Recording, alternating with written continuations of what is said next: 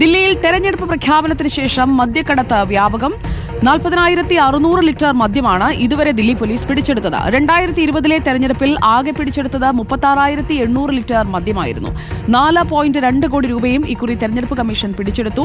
ആയുധ നിയമപ്രകാരമുള്ള കേസുകളുടെ എണ്ണവും തെരഞ്ഞെടുപ്പ് പ്രഖ്യാപനത്തിന് ശേഷം കൂടിയതായാണ് കണക്ക്. PR സുനിൽ നമുക്കൊപ്പം ചേരുന്നു ദില്ലിയിൽ നിന്ന്. PR സുനിൽ, ആയുധവും പണവും മദ്യവുമെല്ലാം ഇഷ്ടം പോലെ ഒഴുകുന്ന ഒരു തെരഞ്ഞെടുപ്പായി ഇക്കുറി ദില്ലി തെരഞ്ഞെടുപ്പ് മാറുകയാണോ 2020 അപേക്ഷിച്ച്?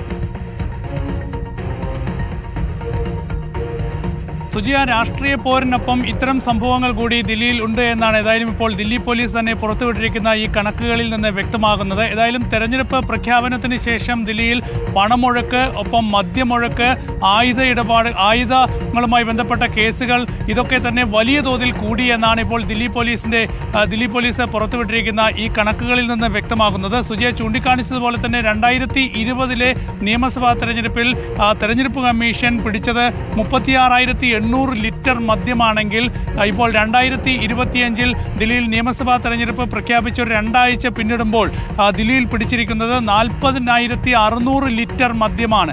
അതുപോലെ തന്നെ 2020 നിയമസഭാ തെരഞ്ഞെടുപ്പിൽ 1 കോടി രൂപയാണ് തെരഞ്ഞെടുപ്പ് കമ്മീഷൻ പിടിച്ചതെങ്കിൽ ഇപ്പോൾ 4.2 കോടി രൂപയാണ് തെരഞ്ഞെടുപ്പ് കമ്മീഷൻ കഴിഞ്ഞ ഒരു 2 ആഴ്ചക്കിടയിൽ ദില്ലിയിൽ നിന്ന് ഏതൊക്കെ പാർട്ടികളാണ് ഇത്തരത്തിൽ കൂടുതൽ മദ്യവും പണവും ആയുധങ്ങളും ഒക്കെ ഒഴുക്കുന്നത്? 3 കൂട്ടരും ഒരേപോലെ രംഗത്തുണ്ടോ? അതിന്റെ കണക്കുകൾക്കൊക്കെയായി വീണ്ടും എത്താം നമുക്ക് PR സുനിലിലേക്ക്.